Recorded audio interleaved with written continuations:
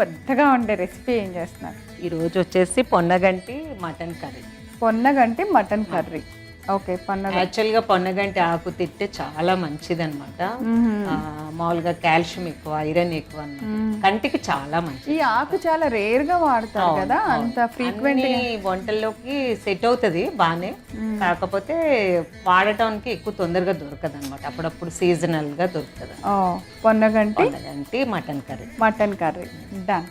So పొన్నగంటి mutton curry చేయబోతున్నాం ఇప్పుడు. అయితే కావాల్సిన ఇంగ్రీడియంట్స్ అన్నిటిని ఒకసారి చూసేద్దాం. పొన్నగంటి మటన్ కూర తయారు చేసుకోవడానికి కావాల్సిన పదార్థాలు: పొన్నగంటి ఆకు, పసుపు ఉప్పు వేసి ఉడికించుకున్న మటన్ ముక్కలు, నూనె, ఉల్లిపాయ ముక్కలు, పచ్చిమిర్చి ముక్కలు, అల్లం వెల్లుల్లి పేస్ట్, పసుపు, కారం, ఉప్పు, ధనియా జీలకర్ర పొడి, జీలకర్ర, కరివేపాకు, ఎండుమిర్చి, ఎండు కొబ్బరి, జీడిపప్పు కలిపి చేసుకున్న పేస్ట్. సో శ్రీదేవి గారు స్టార్ట్ చేద్దాము. పొన్నగంటి కూర ఇలా ఉంటుంది. పైన ఆకులు ఉట్టిగా తుంపామన్నమాట. ఇది చాలా రేర్ గా చూస్తాము, సీజనల్ గా వస్తుంది. ఇలా ఉన్నాయి సన్నగా. ఓకే, ఇంకా ఎప్పుడులాగే మన మటన్ని ఉప్పు పసుపు వేసి ఉడకపెట్టేసుకొని తెచ్చుకోవాలి. మటన్ కాబట్టి ఒక కుక్కర్లో 4 విజిల్స్ అన్నా రావాలి. అంతే, ఇంకా మనం కూర వండుకోవడం. ఆయిల్, ఆకుకూరలు వేస్తాం కాబట్టి మనం లైట్గా ఫస్ట్ పోపు లాగా వేసుకుంటే బాగుంటుంది అన్నమాట. జీలకర్ర, ఎండుమిర్చి. చికెన్ కూరల్లో పోపులు వేయం కదా, కాకపోతే ఆకుకూర వేసినప్పుడు అలా పోపు వేస్తే ఆకుకూరకు కూడా మంచి ఫ్లేవర్ వస్తుంది అన్నమాట. ఆయిల్ తాగాక జీలకర్ర వేస్తాం. ఓకే, మీకు ఎందుకు మటన్తో ఆకు కాంబినేషన్ చేయాలనిపిస్తుంది?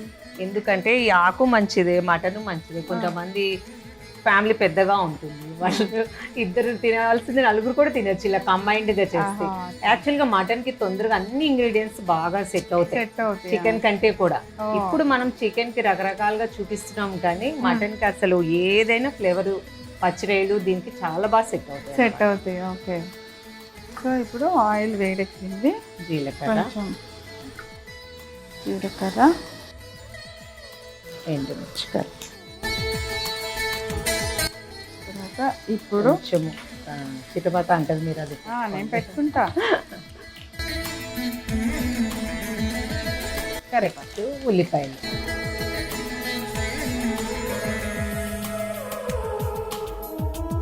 అసలు తాలింపు పర్ఫెక్ట్ గా వేగితేనే చాలు, మంచి స్మెల్ వచ్చేసి ఫ్లేవర్.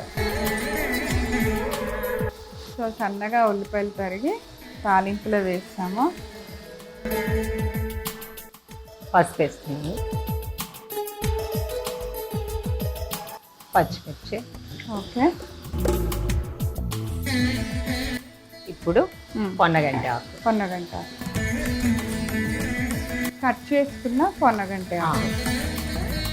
ఎందుకంటే మనకి మటన్ ఆల్రెడీ ఉడికిపోయింది కదా, ఈ ఆకు కొంచెం ఉడికినాక కలుపుకోవచ్చు. ఈ ఆకు త్వరగానే ఫ్రై అవుతుంది.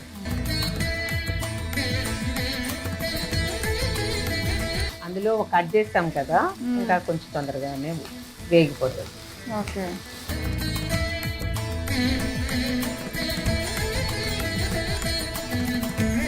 ఉప్పు వేసాము, అల్లం వెల్లుల్లిపాయ పేస్ట్,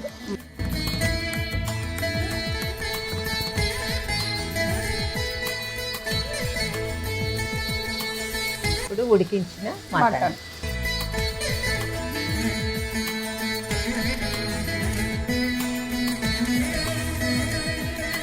కారం వేస్తున్నాను,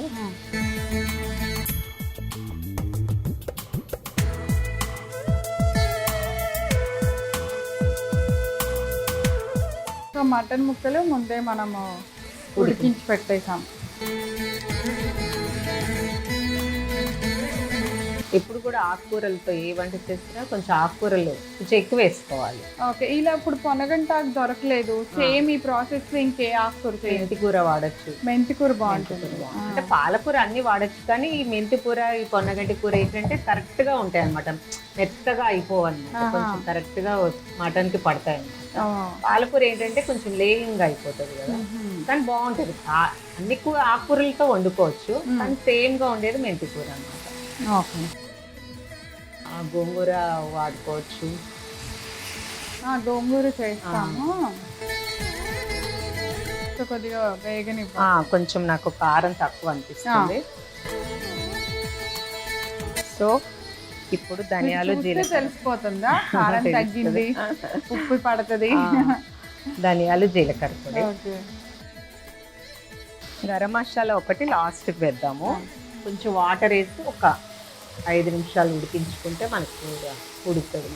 ఆకు కూడా కొంచెం సాఫ్ట్గా అవుతుంది. ఇంకా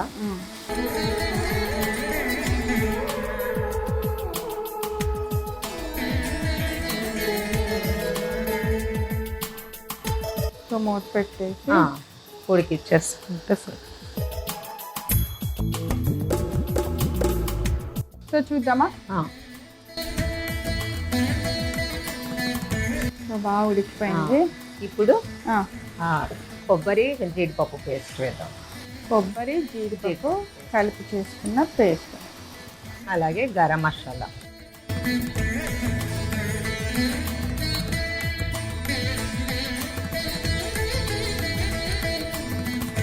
ఇంకొక నిమిషం మూత పెడదాము. అది పచ్చి వాసన పోవాలి కదా. ఓకే, ఒక్క నిమిషం మూత పెట్టి సో ఇంకా స్టవ్ ఆఫ్ చేసుకొని సర్వ్ చేసుకోవటమే. ఓకే, చూద్దామా. సో స్టవ్ ఆఫ్ వేస్తాను. ఫుల్ బాగా కుక్ అయిపోయింది. కూర చూస్తుంటేనే సూపర్గా ఉంది.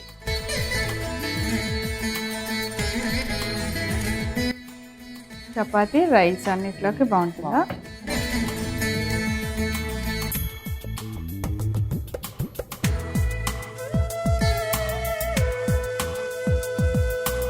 పొన్నగంటి మటన్ కర్రీ రెడీ. వినా టేస్ట్ చూస్తే ఎలా ఉందో చెప్పండి.